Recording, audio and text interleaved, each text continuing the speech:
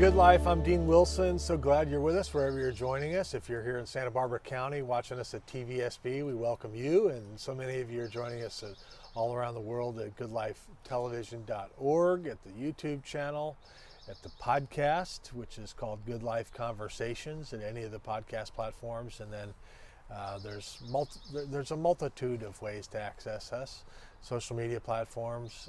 So we're glad you're with us for the ride, watching some of these great stories, great people, great organizations making a difference, overcomers and public servants and nonprofit leaders and executives and people of all kinds. We've really had to run the gamut here over the last few years, so we're grateful for you wherever you are. And today I'm really glad to welcome my guest.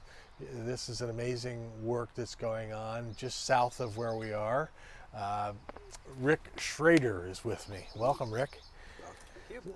So Rick is an attorney. He's a real estate broker.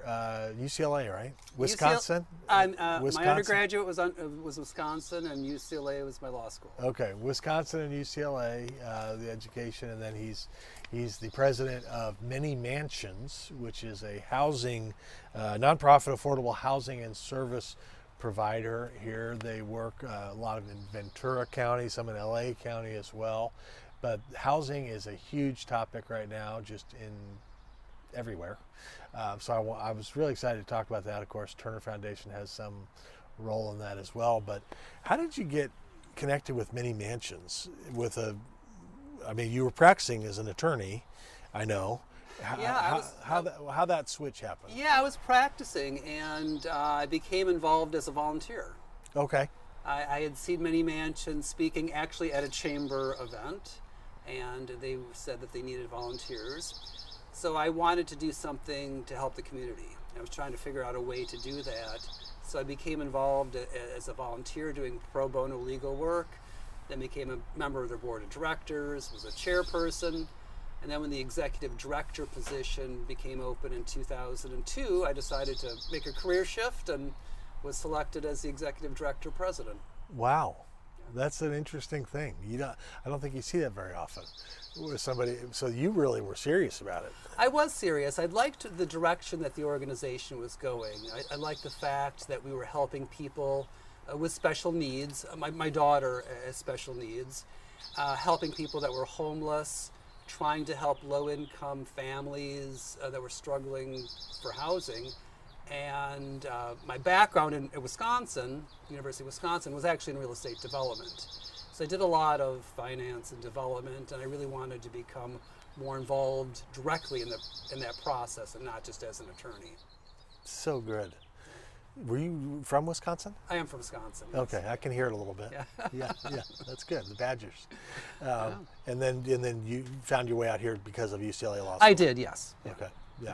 Housing is a powerful tool, in my opinion. Maybe one of the most powerful tools in terms of serving and helping people. Mm-hmm.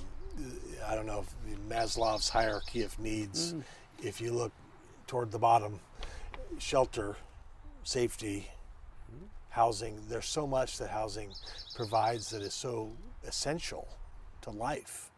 Is this something you found to be true in your work? Absolutely. It is a core need for all of us.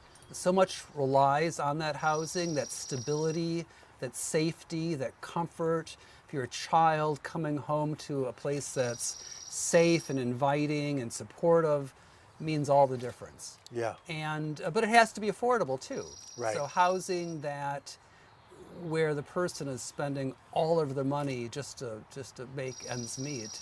Right. That becomes very difficult. It does, and that's a problem right now. So organizations like yours that are stepping in, I just feel like are hugely beneficial to the community. Mm-hmm. And I think actually the government seems to be seeing that a lot more in recent years, where they're saying we have to do something about this. Or we have to at least create an environment where people who are doing something about it can do it more, because it's a need.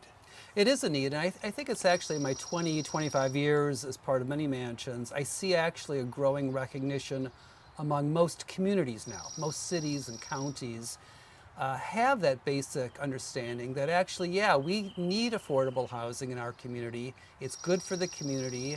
It's not good to have people that are homeless or struggling or overcrowded or whatever. Yeah. So we need a balanced housing. So I think there's been a big sea change, I think, in attitudes toward that. I think you're right. My grandfather was a kind of a pioneer in this area, small level, but big vision. And I told you before we came on, so he built in the 50s, he built 214 units in Riverside, California for seniors. My father then ran this operation for 32 years and did a phenomenal job to keep it going and really to serve the people who live there. But the way that the Turner Foundation thinks about housing, I think is very similar to the way you're thinking about it, which is the supportive services part. You guys also have a focus on education. Right. Is critical. Yeah. Describe your vision for how you guys do it. Yeah, I think that's one of the things I think that distinguishes many mansions. Although the housing is really the first and the most important component, it's that on-site support. Yeah. It's important for the children. So a number of our locations, we have an after-school tutoring program or a summer camp program, keeps the kids active, engaged in school, scholarship programs so they can go on to higher education. But a lot of our housing also is for people that were homeless. And having that on-site support, working with a lot of the reasons as to why they became homeless. Right. We have 2 properties specifically for veterans who were homeless. And again, having that on-site support, working with the Veterans Administration in terms of benefits, medical issues, mental health, things like that, are really important. Because amazing. without that, sometimes, at least what they did in the past, without those on-site services, people would slip back into homelessness. Right. Or the children would stay in poverty. They would not continue with school. So we need that extra encouragement. Right. Yeah. So the educational piece, which I think is so great for the kids. And then when he talks about supportive services, so we're talking about really about caseworkers oftentimes, Yeah, right? we call them case managers. Case managers. Sometimes we have peer support people that actually came from very similar circumstances as the resident, so they can really relate to it, maybe addiction or formerly homeless. But really it's working individually or in workshops with that person, trying to look at what goals they might have, how they can achieve, how can they get a job, how can they learn to live in the community, be productive, Right. all these different things. Yeah. Yeah. The normal, oftentimes in apartment complexes at this level, there's high level of turnover, there's high level of isolation. Yeah. I've found, I think you're nodding already, Yeah. We've found that changes when you have a supportive model like this, where it's not necessarily the high turnover because they're being supported. Right. And there can be more community versus isolation. Talk about that. Yeah, absolutely. I think both aspects of it. The high turnover, here we're working with our residents. We want them to succeed. Yeah. All of our residents eventually pay rent, and it's just a regular apartment. They're paying rent, there's a lease. But we're working with them if they get behind or if they engage in certain activities that normally a landlord may just immediately evict. Now, we're working with them to keep them in their housing. Yeah. At the same time, we're also trying to get them engaged in a community. First at the property, and then the wider community. Get them out of their housing units. Get them engaged with others. Socialization is a big part of what we try to do. Get them connected back to their family. So many of our people that were homeless, one of the distinguishing things about them is that they've lost connection with their family. Yeah. Through lots of different reasons. Right. They may have adult children that perfectly are there that could support them, but no, they've lost that connection. So we try to reunite them with their relatives and other loved ones. That's so they good. gain that support Yeah. that most of us really take for granted, but Right. not for many of our residents. They lack that support. Right. Well, I've heard a friend of mine defines homelessness as a situation where you've run out of relationships. I think that's I like that. I think that's exactly. I mean, many people come to homelessness for many, many different reasons. Yeah. But one of the common features is exactly that. They don't have that support system. They've run out of relationships. They've run out of relationships. Yeah. And addiction, of course, can be a big part of that. I know you probably see. So on the substance abuse side, is that a priority in terms of how you serve? I mean, I guess it depends on the property, but I'm sure that's a part of what you're doing. It definitely is. Our staff generally tries to do as much as they can. But we generally work closely, say in Ventura County, with the county behavioral health or other health service agencies for that particular part. Yeah. Yeah. Wow. And the caseworkers are on site? Yes, I think, and that's Case managers? Yeah, that's one of the most important things. So they're working and they see those residents every day, and they grab them. Maybe they're see them for coffee or something, but they're there, and the residents, you know, have no excuse but to sit down with them and work on their service plan or just to just talk. You know, this is so good. Yeah. This is one of those issues, I think, in a society where everybody recognizes there's a problem, and yet oftentimes, at least the stigma or whatever has been, oh yeah, I'm all for low-income housing, just not in my neighborhood.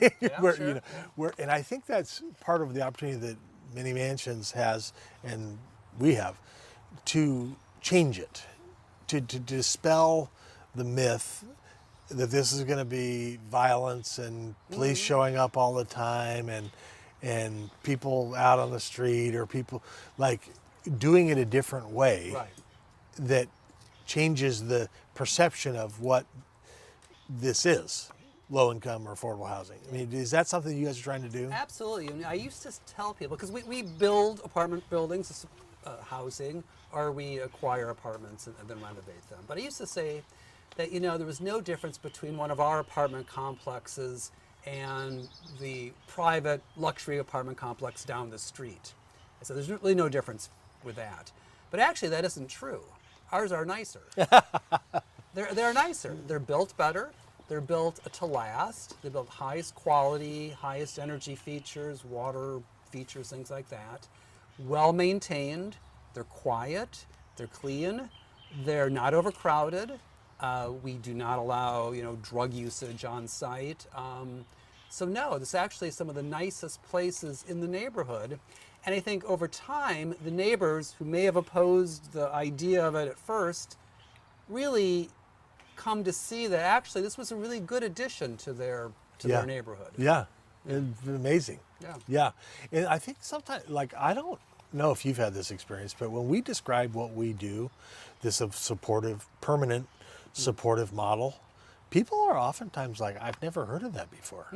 Like, wow, there's a different way to do apartments than just throw some people in the units and say, good luck. Yeah. Like, this is a permanent, you guys have a presence. You have, like, I mean, what I'm saying is, I think there needs to be more of this. Yeah. Like, I mean, I have a friend who wants to do this all over the country. Like, he's thinking, man, you talk about making an impact in people's lives. I mean, he wants to put units and go to 10 metropolitan areas and throw up however, you know, X amount of units, and the impact you can have on lives and neighborhoods and cities is amazing. Right. For the good. Yeah. But it's a different way of doing it. It is, yeah. And we tell communities, like, we're not just going to build something, have it occupied, and then leave. Right. You know, we're building it. We're going to continue to manage it. We're going to continue to own it, and we're there through the duration. So we're accountable to you. Right. You know, we feel that we're sort of stewards of a community asset. Yes. That everybody in the community plays a part in making it succeed, but we're the ones that are accountable to them. Yeah. So, and, right. And I think that allays a lot of fears. Yeah. And you know, it puts a lot of responsibility on us. But, Yeah. You know, you have to deliver. That's our mission. Yeah. So yeah, we do that. Yeah, one of the communities we bought here was on the west. It's on the west side of Santa Barbara, and we've been there 17 years. And somebody asked me the other day, "Well, how's it affected the neighbors?" I said, "Well, the guy next door has done a remodel. The guy across the street did a complete remodel. All the property values have gone up. Crime has gone down by a lot. Turnover has gone down by a lot. Like, kids are bringing, like, the net effect in terms of a neighborhood and a community is so positive with a vision like this. Right. Which I think is part of dispelling that, the neighbors, if they hear a many mansions project's coming, probably should be excited, The other aspect of it, it gives the community members an opportunity to volunteer and give back to the community. Right. So we constantly are using volunteers in our after-school homework program, or working with our disabled or formerly homeless residents. Yeah. And it gives people an opportunity to get that experience of helping others, Yeah. or donating items, or doing service projects at our properties. It's so good. And I think they feel good about doing that. Yeah. Do you have churches involved with you? Absolutely. Churches, synagogues, many service clubs, Rotary clubs, Kiwanis, Girl Scout troops. We got Boy Scouts, everybody. That's so it's good. an opportunity for them to really help others. I know my son, when he was in high school, he helped at our homework club, and that really made an impact on Yeah. him. Yep. Yeah. We have the same with some high schoolers. It's such a great thing for them. Yeah. You don't. And so if people had a heart, let's say for veterans, and they're watching, they're saying, "Hey, I really have a heart for veterans." I mean, they really could serve at your property. Absolutely, yeah. Yeah, we have a veterans-only property in Oxnard, California, and one that just opened up in the Silmar Terrace area in Los Angeles. Oh, really? Yeah. So there's two now. We have two now, right? Veterans who were chronically homeless for more than a year. Yeah, that's another issue. Or especially one in Oxnard, families, veteran families Yeah. that have been homeless. And So- we felt when we heard that was a big part of our homeless population. Yeah. It just felt so wrong. Not that anybody should be homeless, but especially our veterans. Right. That we really wanted to do something about it. And the state really also led the effort in getting special funding to help the veterans. So we have veterans groups helping us. It's near Point Mugu Naval Base. Other agencies, Gold Coast Veterans and others, are helping us there. So Wow. yeah. That's such a great thing. Many Mansions website is what? It's Many Mansions, so it's www.manymansions.org. Okay, manymansions.org. Rick Schroeder is the president. This is a wonderful thing. Providing homes and inspiring hope. Our mission is to provide homes and inspire hope through quality housing services and education. So they're helping hundreds of families, including veterans, including those who are homeless, find housing, and they do it in a way that is supportive and permanent. That's another part. So you guys, you don't sell. No. You're buying, you're there for the long haul. We're there for the long haul, yes. We get lots of offers for people that want to buy. I'm sure. I'm not sure what they think they're buying, but right. But no, we never sell. And you're probably, your occupancy is probably relatively high. It's extremely high, and the unfortunate thing is we have a waiting list of over 2,500 households that's been closed for now 3 or 4 years. Oh my gosh. I closed the waiting list because people had been on there for 8, 10 years. So we've done a lot of development lately. So the waiting list is moving down a little bit, but the need is just... It's a huge need. Yeah. I need to learn from you. Okay. I'm going to look you up. Watch out. I'm getting your email address. We got to do more. I want to do more. Good. I mean, there's just, this is a huge need, and the way that you're doing it, the way the Turner Foundation does it, frankly, is I think right in the bullseye of how to do this. And it changes people's lives. Yeah. Thank you for coming. Thank you. Thank Rick you for inviting Schroeder, me. yeah, manymansions.org. I'd love to, if you want to support, if you're in that area, you want to volunteer, you want to donate, they'd love to have you involved. It'll bless your life, I can guarantee you. Manymansions.org. Rick Schroeder's been my guest. Thank you for joining us. We'll see you next time.